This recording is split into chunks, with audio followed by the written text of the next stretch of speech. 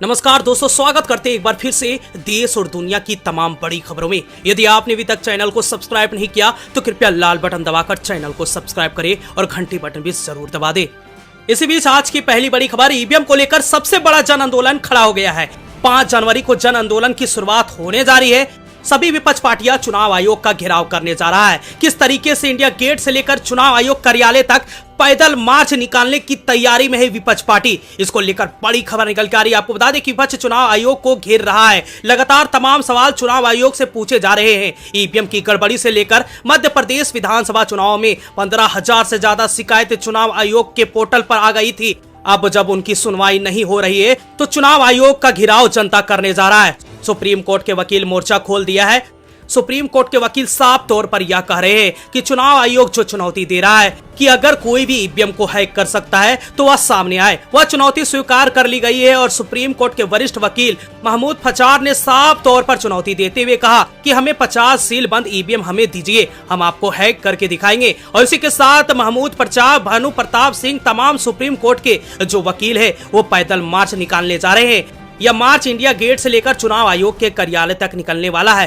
पैदल जाएंगे और तमाम जो शिकायतें हैं, तमाम जो चिंताएं, उससे चुनाव आयोग को अवगत कराएंगे। चुनाव आयोग को पत्र लिखकर कहा गया कि तमाम पत्र पहुंच चुके हैं, लेकिन चुनाव आयोग की तरफ से जो सवाल भेजे जा रहे हैं उसका जवाब नहीं दिया जा रहा है। इसके लिए जन आंदोलन खड़ा हो गया है। ईवीएम को लेकर तमाम सवाल खड़े हो रहे, लेकिन अब सबसे बड़ा जन आंदोलन जो है ईवीएम को लेकर, अब जमीन में विपक्ष पार्टी उतर चुके हैं। सुप्रीम कोर्ट के वकीलों के साफ तौर पर यह कहना है कि विपक्ष को जो लड़ाई लड़नी चाहिए थी उस तरीके से नहीं लड़ पा रहे हैं, इसलिए हमें लोकतंत्र बचाने के लिए आगे आना पड़ेगा। यानी कि चुनाव आयोग क्यों चुप है? अगर ईवीएम को हैक कर सकते हैं तो हैक करके दिखाएं, उसी को हम स्वीकार करते हैं। अब जा रहे हैं ईवीएम को हैक करके दिखाएंगे और दुनिया को यह दिखाने जा रहे कि ईवीएम सुरक्षित नहीं है। दूसरी तरफ ईवीएम को लेकर बीजेपी लगातार इसको डिफेंड करती आई है। मोदी सरकार डिफेंड करती आ रही है कि बीजेपी आखिर क्यों इसे डिफेंड करती है। तो जन आंदोलन खड़ा हो गया है। यह सिर्फ चुनाव आयोग का घेराव नहीं कर रहा है, बल्कि बीजेपी की भी मुश्किलें बढ़ रही है। दोस्तों, आपको क्या लगता है कि ईवीएम की मदद से ही लगातार बीजेपी जीत रही थी? कमेंट बॉक्स में अपनी राय जरूर दीजिएगा। वही रुक करते अगली बड़ी खबर, अयोध्या में राम मंदिर के उद्घाटन से पहले हिंदुओं ने राम मंदिर को बम से उड़ाने की धमकी दी थी। अब सरकार को एक और बड़ा झटका मिल गया है। आपको बता दें कि अयोध्या में 22 जनवरी को राम मंदिर का उद्घाटन होने वाला है, लेकिन उद्घाटन से पहले हिंदुओं ने राम मंदिर को बम से उड़ाने की धमकी दी थी, जिसके बाद योगी सरकार की नींद उड़ गई थी। अब योगी सरकार ने राम मंदिर के बम से उड़ाने की धमकी देने वाले युवकों को गिरफ्तार करवा दिया। खबर अब सामने निकल के आ रही है दोस्तों कि जिन युवकों ने मुसलमान नाम रखकर, यानी कि जुबेर खान नाम रखकर राम मंदिर और योगी आदित्यनाथ को बम से उड़ाने की धमकी दी थी, वो व्यक्ति हिंदू निकले और दोनों को योगी सरकार ने गिरफ्तार करवा लिया। दोनों व्यक्ति गोंडा के हैं। आपको बता दें, एक आरोपी की पहचान तारा सिंह के रूप में हुई और दूसरी आरोपी का पहचान ओम प्रकाश मिश्रा के रूप में हुई। इन दोनों ने ही राम मंदिर को बम से उड़ाने की धमकी दी थी, लेकिन इन्होंने मुसलमान बनकर धमकी दी थी। जब उनको गिरफ्तार किया गया तो उनकी पिटाई हुई।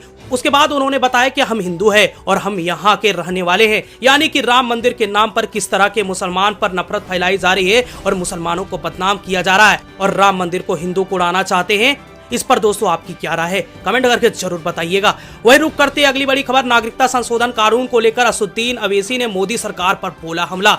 जी हां दोस्तों, आपको बता दें कि नागरिकता संशोधन कानून को लेकर एक बार फिर से हलचल हो गई है। केंद्र की मोदी सरकार ने राम मंदिर के उद्घाटन के तुरंत बाद पूरे देश में नागरिकता संशोधन कानून को लेकर ऐलान कर दिया। इसी मामले को लेकर अब असदुद्दीन अवैसी ने बड़ा बयान दे दिया है। असदुद्दीन अवैसी ने नागरिकता संशोधन कानून के विरोध में, कानून जो है धर्म के आधार पर बनाया गया है, इस देश में नागरिकता साबित करने के लिए शर्तें तय करेगा। अगर ऐसा होता है तो यह घोर अन्याय होगा, खासकर मुसलमान, दलितों और भारत के गरीबों के साथ, चाहे वो किसी भी जाति या धर्म के हो। असदुद्दीन अवैसी का मानना है कि अगर सीए कानून भारत में लागू हो जाता है तो मुसलमानों को भारत से निकाला जा सकता है, इनको विदेशी घोषित किया जा सकता है और मुसलमान दोहरी नागरिकता हकदार हो जाएंगे। और असदुद्दीन अवैसी ने कहा कि हम इसे लागू नहीं होने देंगे, सड़कों पर उतर जाएंगे और विरोध करेंगे। वही रुक करते अगली बड़ी खबर, राम मंदिर के उद्घाटन से पहले एनसीपी नेता ने राम को बताया मांसाहारी, कहा जंगलों में हिरन को मारकर खाते थे राम। जी हां दोस्तों, आपको बता दें कि अयोध्या में राम मंदिर के उद्घाटन से पहले ही राम को लेकर विवाद शुरू हो गया है। खबर निकल के आ रही है कि दोस्तों शरद पवार वाली पार्टी एनसीपी के नेता डॉक्टर जितेंद्र आभार ने भगवान राम को मांसाहारी बताया है और इस पर गुस्सा जाहिर किया है। जी हाँ दोस्तों, आपको बता दें कि एनसीपी नेता जो है वो कह रहे हैं कि 14 साल जंगलों में रहकर भगवान राम ने हिरणों को शिकार किया है और हिरणों का शिकार करके उन्होंने हिरण का मांस खाया है। यह बात कई वेद और मंत्रों में मिली है। आगे उन्होंने कहा अगर भगवान राम मांसाहारी नहीं है तो जंगल में कैसे इतने दिन जीवित रहे, क्योंकि जब राम के वनवास काटा था तब उस समय चावल भी नहीं थे और इतना ज्यादा फल भी नहीं था। व्यक्ति फल खाकर जिंदा 14 साल कैसे रह सकता है। तो यही बड़ी अपडेट आई है दोस्तों। एनसीपी नेता भगवान राम को मांसाहारी बता रहे हैं और बीजेपी के सामने झुकने से इनकार कर दिया है। दूसरी तरफ बीजेपी ने पुलिस में शिकायत कर दी और एनसीपी नेता के खिलाफ कार्रवाई की मांग की है। आपकी क्या राय है दोस्तों, कमेंट बॉक्स में अपनी राय जरूर दीजिएगा। इसी बीच बढ़ते हैं अगली बड़ी खबर। इजराइल जाने के लिए आगरा मंडल में 402 श्रमिकों ने दे दी सहमति, 1,34,000 मिलेगी सैलरी। जी हाँ, आपको बता दें कि उत्तर प्रदेश की आगरा से इजराइल में 402 श्रमिकों को, शहर में 202 श्रमिकों को सहमति दे दी गई है। प्रतिदिन विदेश में रोजगार के नाम पर श्रम विभाग के कार्यालय पर श्रमिकों की संख्या बढ़ती जा रही है। आवेदन करने के भी तक कोई आखिरी तारीख नहीं आई है। इजराइल में श्रमिकों की संकट को दूर करने के लिए उत्तर प्रदेश से 1 लाख श्रमिक इजराइल भेजे जाएंगे, जिसके लिए शहर के श्रमिक खुद आगे चलकर आ रहे हैं। इन श्रमिकों को 1,34,000 सैलरी मिलेगी। जनवरी महीने में दिल्ली में इन श्रमिकों को एक इंटरव्यू भी होगा। दरअसल आपको बता दें कि इजराइल हमास युद्ध के बीच गाजा पट्टी में इजराइल की फैक्ट्रियां बंद है और इन्हीं फैक्ट्रियों को चलाने के लिए यहाँ के श्रमिक वहां पर जाएंगे। वही रुक करती अगली बड़ी खबर। कांग्रेस पार्टी हिंदू की पार्टी है। कांग्रेस के नेता राम मंदिर के उद्घाटन में हो शामिल, उद्धव ठाकरे ने दी है अपील। जी हां दोस्तों, आपको बता दें कि 22 जनवरी को राम मंदिर का उद्घाटन होने वाला है और राम मंदिर के उद्घाटन में शामिल होने के लिए कांग्रेस पार्टी ने बड़े बड़े नेताओं को न्योता भेजा गया है। अब खबर सामने निकल के आई है कि दोस्तों की कांग्रेस के नेताओं ने अभी तक राम मंदिर के उद्घाटन में शामिल होने की बात नहीं कबूल की है, लेकिन अब शिवसेना वरिष्ठ नेता उद्धव ठाकरे ने कांग्रेस पार्टियों को हिंदू की पार्टी बताया है और कांग्रेस नेताओं ने कहा कि जिन कांग्रेस के नेताओं को राम मंदिर के उद्घाटन का पता मिला है वो राम मंदिर के उद्घाटन में अयोध्या जाकर शामिल हो, कि मुझे तो निमंत्रण मिला ही नहीं। उन्होंने आगे कहा कि कांग्रेस पार्टी का सबसे बड़ा नेता देश के पूर्व प्रधानमंत्री राजीव गांधी भी राम मंदिर के निर्माण चाहते थे और उन्होंने इच्छा भी जताई थी।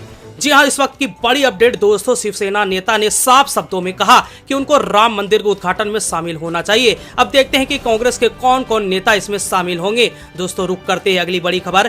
केजरीवाल आज अरेस्ट कर सकती है ईडी, आप नेताओं ने किया है बड़ा दावा। जी हां दोस्तों, आपको बता दें कि दिल्ली के मुख्यमंत्री अरविंद केजरीवाल ने आबकारी नीति मामले में ईडी के तीसरे संबंध पर बुधवार को पेश नहीं हुए। आम आदमी पार्टी ने आरोप लगाया कि सीएम केजरीवाल को बार बार नोटिस भेजना उन्हें गिरफ्तार करना है और लोकसभा चुनाव में प्रचार करने से रोकने की साजिश का हिस्सा है।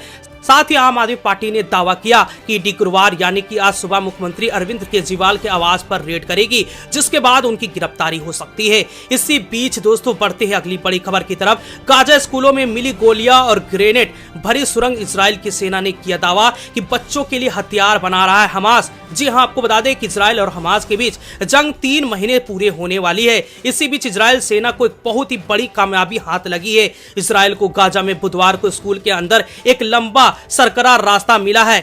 इसे सॉफ्ट कहा जा रहा है। सुरंग की खोज 5वीं ब्रिगेड की लड़ाकू टीम ने की है। आपको बता दें कि सुरंग की तस्वीर जारी हो गई है, जिसमें स्कूल के अंदर विभिन्न तरह के मोटर ग्रेनेड गोलियां दिखाई दी। खबर सामने आ रही है दोस्तों कि गाजा के स्कूलों में जो गोलियां ग्रेनेड मिली है उनको उनके लिए हथियार बनाएंगे।